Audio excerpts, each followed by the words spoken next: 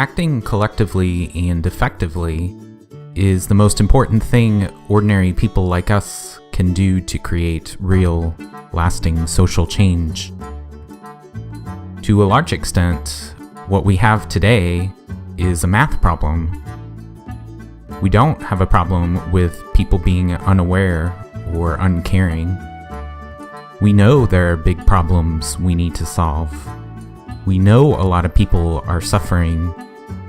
There's more than enough of us tuned into this crisis, ready to change the world. The fact is, in a world of billions, it takes a movement of millions to have a chance of getting anything done. But even if you manage to get your army of millions, you have to somehow manage not to run afoul of some other army of millions, or some powerful, well-resourced institution that decides to target you and make you their enemy, and devotes itself to undoing all the good work you and your posse are able to do.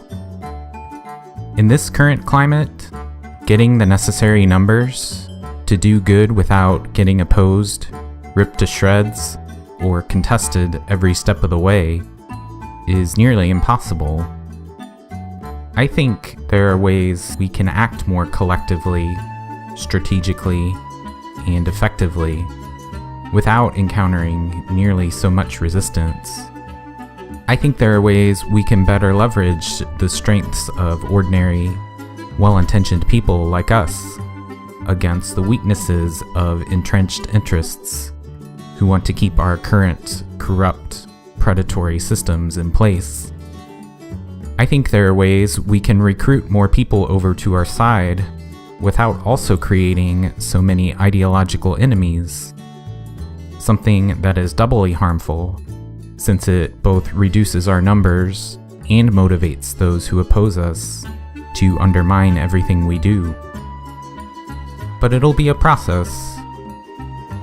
There's a reason this series is called the Few Years Resolution Project, after all. We're so fragmented and divided against each other, and so committed to only permitting people with narrow, exclusionary beliefs to join our crusade against the evils of the world, that it's going to take some time to get our act together. We have to be patient.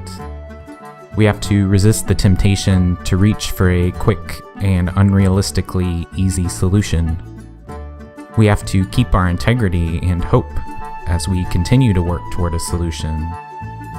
And we also have to resist the temptation to try to speed things up by whipping ideological conformity, a tactic that may work on some, but will also create a bunch of enemies in the process. Because the fact is, the more people can participate in making the world a better place, the more people will participate.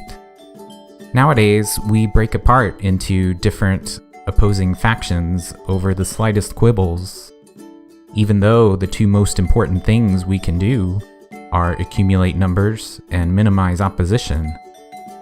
And tearing ourselves apart does precisely the opposite of that. That's why we have to come at our problems in a different way. And that's what this unit of videos will be about.